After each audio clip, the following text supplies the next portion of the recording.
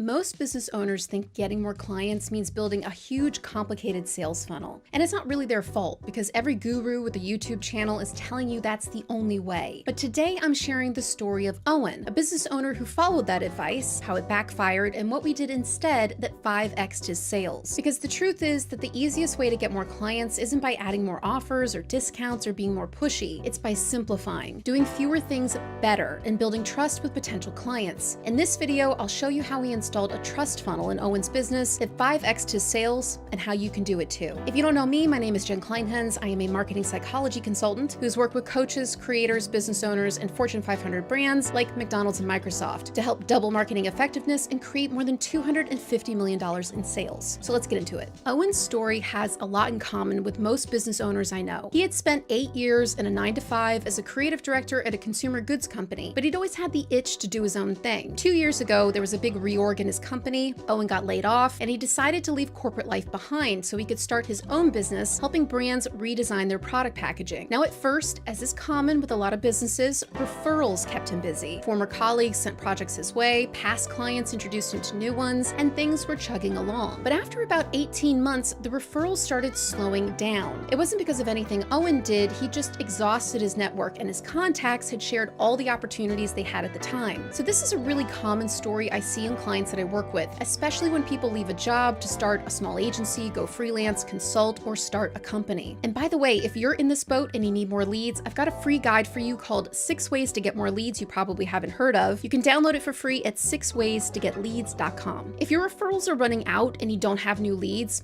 don't worry, it's totally normal. It's not because everyone suddenly hates you or they're ignoring you or the market has imploded. You've just exhausted your immediate network and you need to cast a bigger net. Owen realized this when he was having a conversation with his wife about the future of his business. He needed a way to connect with people he'd never met before who might need his services, but he wasn't sure how to turn people from strangers into followers, believers, buyers, and repeat buyers in his business. And it's no wonder. Owen worked in marketing, but he was a packaging designer, not a marketer or a sales guy. In fact, he kind of hated the marketing and sales side of his business. He was happiest sitting in front of his computer and doing the work. So Owen did what most people would do in his situation. He started Googling. Then he asked ChatGPT, and then he started listening to podcasts and watching some YouTube videos. It seemed like every expert was basically telling him the same thing. You need a sales funnel, create a ton of free guides, lead magnets, a quiz, do some free webinars, get an email system, add in some upsells and pump offers and a downsell just in case. That's what you have to do if you want to get leads and clients these days. Now, Owen is smart, experienced, and really good at what he does, but maybe like you, he's just not a marketer. So he trusted the advice that he found, and he started building his complicated sales funnel. It took a really long time, months in fact, to get all the parts built, designed, and put into place while he was still servicing his existing clients. And it cost a lot. Owen went from spending nothing on marketing to spending thousands of dollars a month on ads, software tools, automation tools, and a complicated email service provider. By the time this massive sales funnel was done, it had about 22 parts to it. But with every dollar and hour he spent, Owen justified it to himself by saying, everyone says I have to do it this way, so I guess this is just what it takes. It'll pay off in the end. His monthly expenses did go way up, but there were some green shoots. He started getting more followers and website visitors, but then he noticed a few months had gone by and he wasn't really getting any leads or clients. People seemed to get into the sales funnel just fine,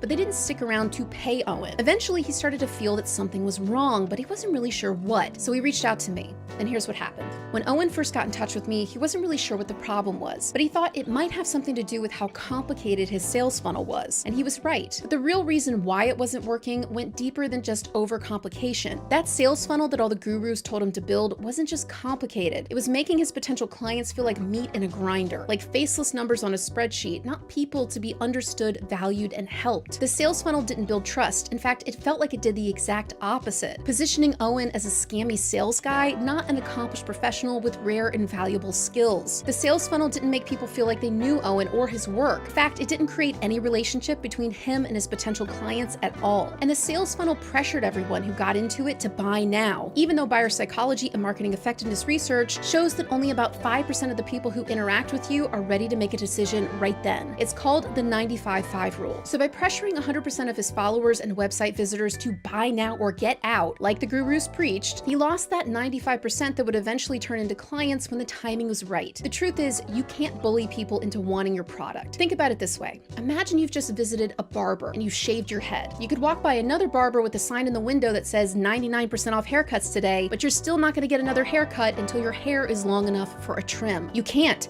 There's no hair to cut. But most gurus ignore this. They think if you're just persuasive enough, or you use the right words, or you give a big enough discount, that you can talk people into getting another haircut, aka buying your product when the time isn't quite right. The gurus function with the mentality of a used car salesman, when they should be acting a lot more like barbers. And that's why this pushy sales funnel approach fails for like 98% of businesses. They make people feel like numbers on a spreadsheet to be pressured, tricked, and manipulated. So if sales funnels aren't the answer, what do we actually do as business owners when leads and referrals dry up, or maybe don't even show up at all? Every day I help my clients do this in my community, Choice Hacking Pro, and in my one-on-one coaching. If you're ready to solve your leads issues once and for all, the links to learn more about how to work with me in coaching or my community are in the description. So what do we do when referrals dry up and we're all out of leads? Well, in order to answer that question, we need to understand 3 things about what makes our buyers tick. Lesson number 1 is that people buy mostly on timing and habit, not persuasion and pressure. So remember that story I just told you about the barber and the haircut? Well, like I said, it's based on something called the 95-5 rule. The research behind it looked at all kinds of different businesses, from B2B, services, product businesses, and big and small brands. While the numbers vary very slightly from industry to industry, they found the same thing over and over. People buy when the time is right, and only about 5% of your audience or followers or potential customers are ready to buy now. But even if you follow the guru advice and manage to pressure someone into buying from you, what kind of experience do you think that creates for the buyer? Do you think they feel good about their choice, or even responsible for their choice? In my 15+ years of experience in marketing and business, working with everyone from solo consultants, creators, coaches, and Fortune 500 brands like Microsoft, AT&T, Starbucks, and Adidas, I found that the people who want to get a sale at all costs usually don't care if the people who buy from them get value or results from their products and offers. They just want to make a sale. But if you're running a business and you're not a complete psychopath, you care if people get results from your offers and products. Steve Jobs, the co-founder of Apple, cared that his products were easy to use and understand. When Sarah Blakely founded Spanx, she cared that her products made women feel more confident in their clothes. When Phil Knight founded Nike, he wanted to make the best running shoes in the world so buyers could run faster and win more races. And if you're watching this channel, you're probably a lot like them. You love to do the work and make a difference to your clients' lives and businesses. But there's a bit of a mismatch here, because so much of the guru advice out there takes the human out of the equation, and it tells you that you have to have a pushy sales funnel in order to sell your skills. But in your heart,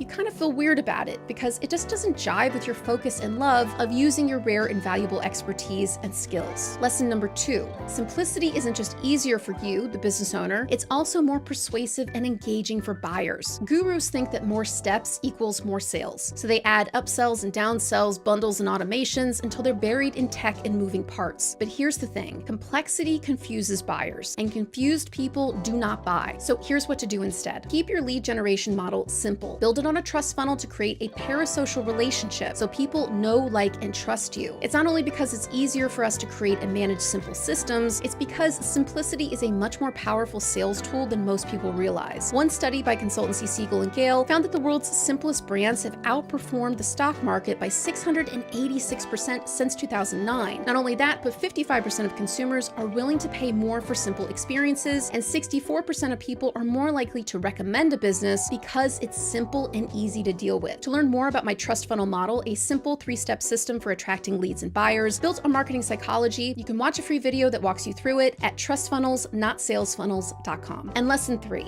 Giving away all your value in a sales funnel leaves you with nothing to sell, because you've already given away all the answers. The gurus told Owen, like they might have told you, that giving away all your value for free is the best way to get clients. Prove your value by answering every question your audience could possibly have. Give them everything up front for free to prove you're an expert. Templates, checklists, swipe files, courses, how-tos, whatever. I've even seen some popular creators on YouTube telling coaches and consultants to do completely free sessions worth hundreds or thousands of dollars. And eventually, the story goes, someone will be grateful enough to pay you for your services. And I'm here to tell you that is a very Internet 1.0 idea. That might have worked 15 years ago, but now people are just more savvy. And in what world and what economy are people not taking advantage of someone just giving away everything for free? It's madness that people are still recommending this lopsided reciprocity approach, and it is a race to the bottom. And what these folks don't realize is that giving away all the answers doesn't attract buyers. It attracts freebie hunters or people that want to steal your ideas. Or worse, It turns off people who might have bought from you because they already feel like you've given them all the answers, so why should they pay you? Here's what to do instead. Share insight instead of value. Let people see how you think, what you believe, and why your approach is different without handing over all your valuable experience and expertise. I call this type of content insight content, and it opens a psychological loop that people naturally want to close by buying something from you. And most importantly, it positions you as a guide, not a Wikipedia or someone's personal ChatGPT. To learn more about what insight content is and how it attracts buyers, not tire kickers, just visit insightovervalue.com to watch a free explainer video. Now that we know the 3 psychological reasons why pushy sales funnels don't work, let's revisit Owen and talk about how a few simple tweaks created a trust funnel that 5x'd his sales and made him feel good about marketing and selling again. So when Owen started working with me in one-on-one coaching, we took his 22-step high-pressure guru sales funnel and we simplified it. Instead of treating people like numbers, we focused on building a parasocial relationship, creating trust between Owen and his potential clients. Instead of giving all the answers away, we crafted an insight Bible that took Owen's priceless experience and expertise and turned them into content that made his potential clients curious to learn more by hiring Owen. Instead of treating everyone like a pushy guru would and saying, buy now or get out, we gave Owen's potential clients ways to know, like, and trust Owen more. So when the timing was right for his potential clients, they remembered Owen and bought from him.